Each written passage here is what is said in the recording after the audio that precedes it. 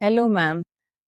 ഞാൻ ഇന്ന് സംസാരിക്കാൻ പോകുന്നത് ലൈഫ് കോച്ചിങ്ങിനെ പറ്റി കൂടുതലായിട്ട് ആളുകൾക്കിടയിൽ എത്തുന്ന കുറച്ച് സംശയങ്ങളാണ്.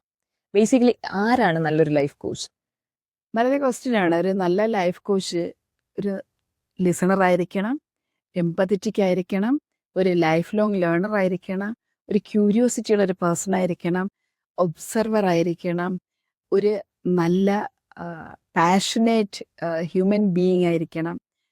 അതുപോലെ തന്നെ ഓരോ ഓരോ കാര്യങ്ങളും മൈൻഡ്ഫുള്ളായിട്ട് ഹാൻഡിൽ ചെയ്യാനുള്ള കപ്പാസിറ്റി ഉണ്ടായിരിക്കണം.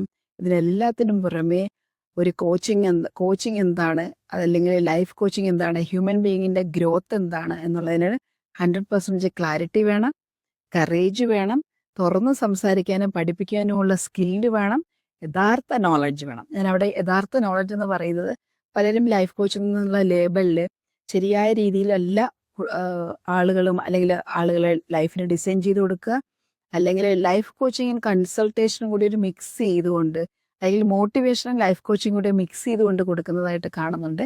പക്ഷേ ഇതല്ല, ലൈഫ് കോച്ചിങ് ഒരിക്കലും മോട്ടിവേഷൻ അല്ല. അതൊരു നമ്മുടെ ഫ്രണ്ടിൽ വരുന്ന ആളുടെ ലൈഫിനെ ഡിസൈൻ ചെയ്ത് കൊടുക്കലാണ്. അവിടെ 100% ക്ലാരിറ്റി വേണം, കറേജ് ഉണ്ടാവണം, കൺസിസ്റ്റന്റ് ആക്ഷൻ വേണം. കോമൺ ആയിട്ട് നമ്മളിപ്പോൾ കേൾക്കുന്നത് കൗൺസിലിംഗ് ഉണ്ട്, കോച്ചിങ് ഉണ്ട്. ആളുകൾക്ക് ഒരു മിസ്അണ്ടർസ്റ്റാൻഡ് ഉണ്ട്. കൗൺസിലിംഗ് എന്താണ്, കോച്ചിങ് എന്താണ്? അപ്പൊ എന്താണ് കൗൺസിലിംഗ് എന്ന് കൂടി ഒന്ന് പറയാമോ? കറക്റ്റ്. കൗൺസിലിംഗ് എന്ന് പറയുന്നത് പാസ്റ്റ് ട്രോമാസ്, പെയിൻ, അതിനെ ഹീൽ ചെയ്യുന്നൊരു പ്രോസസ്സാണ്. ഹീൽ ചെയ്യുക പറഞ്ഞാൽ ഐഡൻറ്റിഫൈ ചെയ്ത് തെറാപ്പി യൂസ് ചെയ്തുകൊണ്ട്, കൗൺസിലിംഗ് മിക്കവാറും യൂസ് ചെയ്യുന്ന തെറാപ്പികളായിരിക്കും. തെറാപ്പി യൂസ് ചെയ്തുകൊണ്ട്, അല്ലെങ്കിൽ ചെറിയ ചെറിയ സ്റ്റെപ്സ്, കൊഗ്നിറ്റീവ് ബിഹേവിയർ തെറാപ്പി പോലെയുള്ള തെറാപ്പികൾ യൂസ് ചെയ്യുന്നുണ്ട്. അതല്ലെങ്കിൽ വേറെ തെറാപ്പികൾ യൂസ് ചെയ്തുകൊണ്ട് ആ പാസ്റ്റ് ഇഷ്യൂസ്, പ്രോബ്ലത്തെ ഐഡൻറ്റിഫൈ ചെയ്ത് അതിനെ റിമൂവ് ചെയ്യുക അല്ലെങ്കിൽ ഹീൽ ചെയ്യുന്ന ഒരു പ്രോസസ്സാണ് കൗൺസിലിംഗ് എന്ന് പറയുന്നത്. കോച്ചിങ് എന്ന് പറയുന്നത് ഇറ്റ്സ് ഓൾ എബൌട്ട് ഫ്യൂച്ചറിനെ ഡിസൈൻ ചെയ്യുന്നതാണ് കോച്ചിങ്. ഒരു വ്യക്തിയെ അവരാഗ്രഹിക്കുന്ന ലൈഫിലേക്ക് എങ്ങനെ, ആഗ്രഹിക്കുന്ന ലൈഫിൻ്റെ ക്ലാരിറ്റി എന്താണ്, അവിടെ എത്താൻ കറേജിയസ് ആക്ഷൻ എങ്ങനെ എടുക്കണം, കൺസിസ്റ്റൻ്റ് ആയിട്ട് ആക്ഷൻ എടുത്തുകൊണ്ട് ആ ഡ്രീമിലേക്ക് എത്തിച്ചു കൊടുക്കലാണ് കോച്ചിങ്. അങ്ങനെ പറയുമ്പോഴത്തേക്കും ഓട്ടോമാറ്റിക്കലി എൻ്റെ ഒരു സംശയമാണ്, എന്താണ് ബേസിക്കലി മാം ഒത്തിരി കോച്ചിങ് സ്റ്റുഡൻസ് ഉണ്ട്. അപ്പൊ ഇവിടെ എന്താണ് സെപ്പറേഷൻ ഉള്ളത്? ഐ മീൻ എന്താണ് പ്രത്യേകതയുള്ളത്?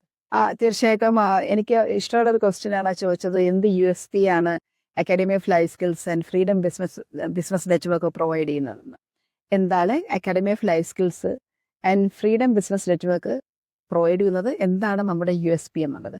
ഇവിടെ എനിക്കൊരു 25 വർഷത്തെ എക്സ്പീരിയൻസ് ആണ് in the field of psychology. ഒരു കൺസൾട്ടേഷൻ എനിക്ക് തോന്നുന്നു ഒരു 1000-1000-1000-1000-ഓളമെങ്കിലും 1-to-1 കൺസൾട്ടേഷൻ ചെയ്തൊരു എക്സ്പീരിയൻസ് എനിക്കുണ്ട്. അതുപോലെ ഞാൻ ഒരു സൈക്കോളജി പഠിപ്പിക്കുന്ന ഒരു അധ്യാപികയാണ്. അതുപോലെ തന്നെയാണ് സൈക്കോളജി റിലേറ്റഡ് ആയുള്ള സബ്ജക്റ്റിൽ ഇത്രയും കാലത്തെ എക്സ്പീരിയൻസിന് പുറമേ ട്രെയിനിങ് ഫീൽഡിലുള്ള എക്സ്പീരിയൻസ്.